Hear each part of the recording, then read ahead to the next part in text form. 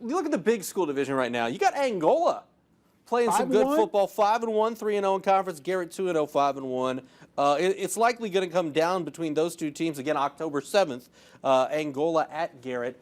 What do you see as being the biggest key there? Because Garrett, they can be a little Jekyll and Hyde. Because we've seen them play extremely well, and we've seen them play not so well. And even in the not so well games, we've seen them win. Yeah, they didn't knock anybody's socks off in the Cherubusco game, but found a way to win. Did they get their wake-up call against Eastside? Are they refocused? Are they not reading their press clippings? Are they not listening to people say this could be the best Garrett team in a decade?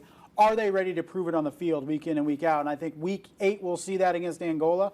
On paper, you don't think Angola is going to be able to match up, but they keep winning football games. They're 5-1. So Garrett needs to be ready. If they have aspirations to win a conference championship or division championship and win a sectional championship, they got to refocus. And they may have done it last week after that loss. They're ready to play. They got to win last week. Or are they going to struggle the rest of the way? You got Roddy at quarterback for Angola. Andy Thomas, he's a veteran coach. He knows how to build a program.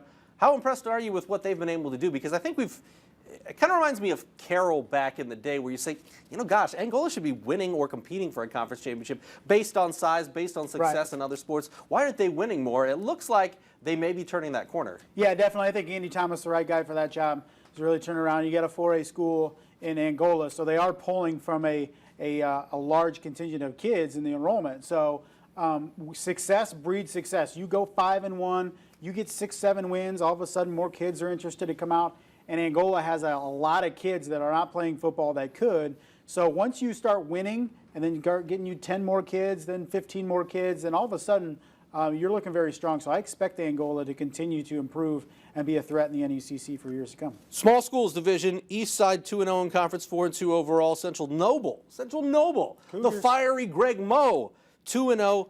2-4 overall, but 2-0 in conference, and then you've got Busco 2-1 in conference, 4-2 overall. A lot of big dates: September 30th, Central Noble at Busco, October 7th, East Side at Central Noble, and then October 14th, East Side at Angola. But really, this has been more competitive, I think, than we anticipated early on.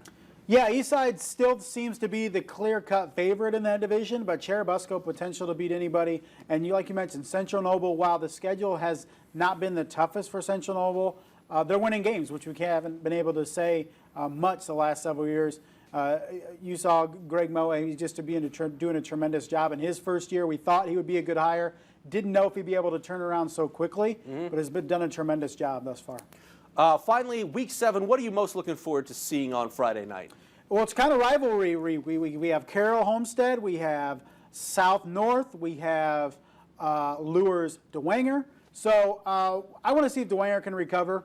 Another tremendous challenge this week.